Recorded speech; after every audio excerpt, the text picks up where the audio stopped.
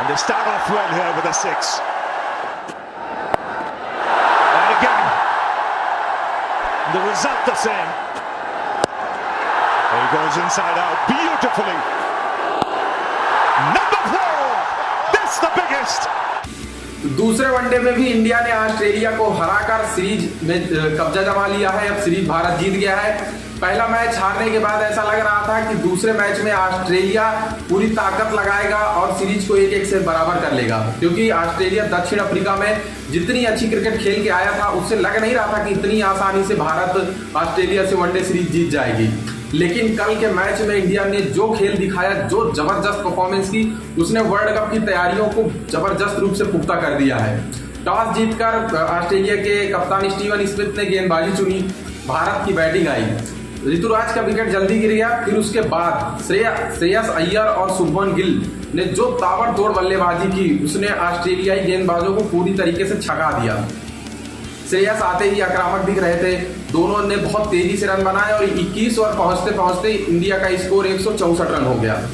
हालांकि 21 ओवर से लेकर 30 या 31 ओवर के बीच में दोनों खिलाड़ी थोड़े धीमे खेलने लगे, नहीं तो हमारा स्कोर 450 पे पार जाता। फिर 30 से 32 ओवर पहुंचते पहुंचते सबसे पहले श्रेयस अय्यर ने अपना शतक पूरा किया। फिर उसके बाद पिछले कई मैचों से या 2023 जब से शुरू हुआ है, उसके बाद से शुभमन गिल जिस फॉर्म में चल रहे हैं उसी को आगे जारी रखते हुए शुभमन गिल ने अपना शतक पूरा किया। Look at the 100 here, put the pressure on David Warner. That's another thing that's been a feature. जब दोनों ने अपना शतक पूरा किया तब तक ये दोनों गर्मी की वजह से थोड़ी थकान भी महसूस करने लगे थे, इसीलिए शतक पूरा करने के बाद जब श्रेयस अय्यर ने या शुभमन गिल दोनों ने जब शॉट लगाने की कोशिश की तो वो अच्छे से कनेक्ट नहीं हुए, दोनों आउट हो गए।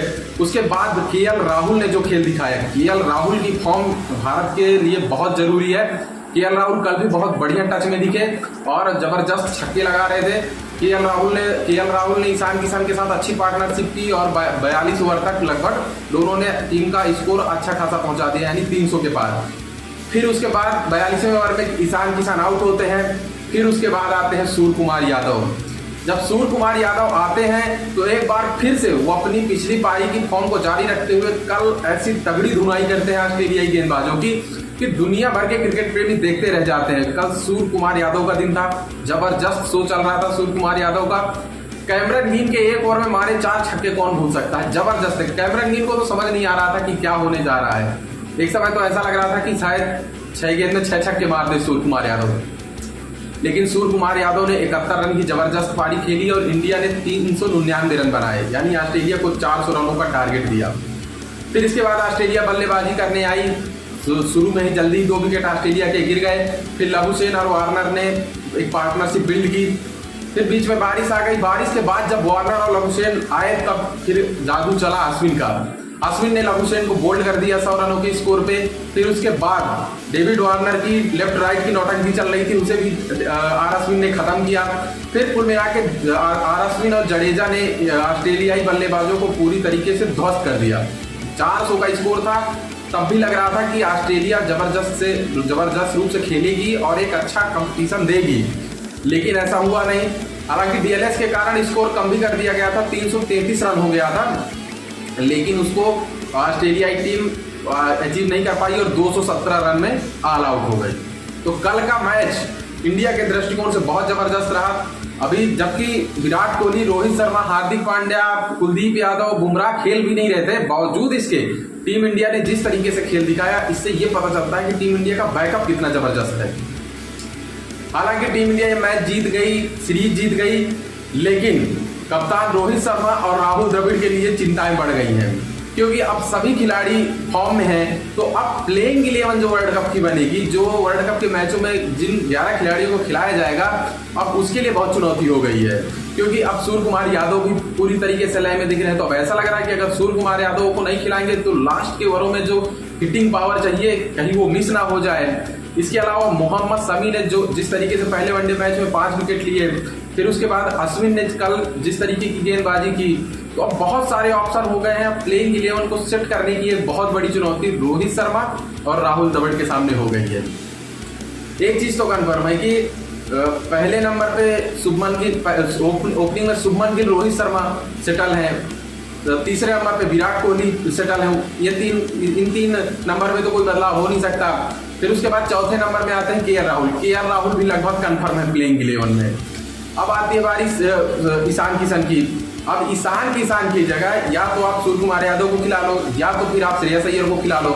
लेकिन ईशान किशन भी जिस तरीके से कई 50 मार चुके हैं एशिया कप के बाद, तो ईशान किशन को भी हटाना एक प्रकार से नाइंसाफी होगी।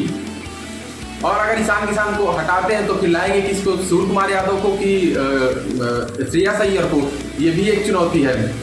उधर मोहम्मद शमी को कैसे एडजस्ट किया जाए प्लेइंग 11 में, ये एक चुनौती है, क्योंकि भारत जो है इंग्लैंड और ऑस्ट्रेलिया की तरह अपनी बल्लेबाजी की गहराई बहुत लंबी रखना चाहता है, यानी 8वें नंबर तक। शार्दुल ठाकुर 8वें नंबर में हैं। तो अगर भारत शार्दुल ठाकुर को हटाएगा तब फिर शमी की जगह बनेगी। तो ये भी एक चुनौती है कि अपनी बल्लेबाजी को लंबाई दी जाए, गहराई दी जाए, कि मोहम्मद शमी को लाया जाए। मुझे पर्सनली ये लगता है कि मोहम्मद शमी को लाना चाहिए, क्योंकि जो शार्दुल ठाकुर जिस नंबर पे बल्लेबाजी करने आते हैं, तो अगर शुरू के 6 से 7 बल्लेबाज नहीं चलेंगे तो फिर खाली शार्दुल ठाकुर के होने से ज़्यादा बात नहीं बनेगी। शार्दुल ठाकुर का रोल लास्ट के 2-4 ओवरों में भी होने वाला है। अगर ऊपर के बल्लेबाज चलते हैं तो अमूमन 7वें नंबर 8वें नंबर की बल्लेबाजी आती ही नहीं जब ऊपर के बल्लेबाज अच्छा खेलते हैं। अगर हम मोहम्मद शमी को रखते हैं तो जो शार्दुल ठाकुर लास्ट के ओवरों में 10-20 रन बनाएंगे भी, तो उतना मोहम्मद शमी अपनी गेंदबाजी से स्कोर कम कर सकते हैं, विकेट ले सकते हैं, और इंडिया की जो बॉलिंग यूनिट है वो बहुत तगड़ी हो जाएगी। बुमराह, सिराज, मोहम्मद शमी 3 पेसर होंगे, तो साथ ही रवींद्र जडेजा और कुलदीप यादव की स्टिल होगी। छठे गेंदबाज के रूप में हार्दिक पांड्या मौजूद ही हैं। तो ये मुझे लगता है कि मोहम्मद शमी को रखना चाहिए। भारत को 8 नंबर तक बल्लेबाजी देखने के बजाय गेंदबाजी थोड़ी अपनी मजबूत करनी चाहिए। तो ये थोड़ी कप्तान रोहित शर्मा और राहुल द्रविड़ के लिए एक चुनौती होगी कि प्लेइंग 11 कैसे सेट की जाए। लेकिन अच्छी बात यह है कि हमारे सभी खिलाड़ी एक अलग कॉन्फिडेंस में आ गए हैं, क्योंकि वर्ल्ड कप खेलने अगर जा रहे हो तो आपके पीछे जब रन लगा रहता है, तब आप जब उतरते हो तो आपको दबाव नहीं रहता कि अगर इस मैच में नहीं चलूंगा तो लोग क्या कहेंगे, टीम मैनेजमेंट क्या कहेगी, कप्तान क्या कहेगा, कोच क्या कहेगा। जब आपके पास रन लगे होते हैं तो आप मुश्किल सिचुएशन में भी आप अच्छा खेलते हो। तो अभी तो भारत के लिए सभी पॉजिटिव साइन है वर्ल्ड कप से पहले। अब तीसरा वनडे राजकोट में होना है, जिसमें इंडिया पूरी स्ट्रेंथ के साथ उतरेगी। तीसरा वनडे भी इंडिया धमाकेदार तरीके से जीते, ताकि हमारे वर्ल्ड कप का आगाज जबरदस्त रूप से हो। अब इंडिया तीनों फॉर्मेट में नंबर 1 बन चुकी है। ओडीआई में नंबर 1, T20 में, टेस्ट में इंडिया पूरी तरीके से सज चुकी है। अब देखते हैं कि अब जब वर्ल्ड कप आएगा तो फिर इंडिया कैसे खेलती है। तो चलिए फिर मिलते हैं आपसे तीसरे वनडे के बाद मुलाकात होगी। तब तक एंजॉय करिए। बीच बीच में क्रिकेट की अपडेट आपको देते रहेंगे। धन्यवाद।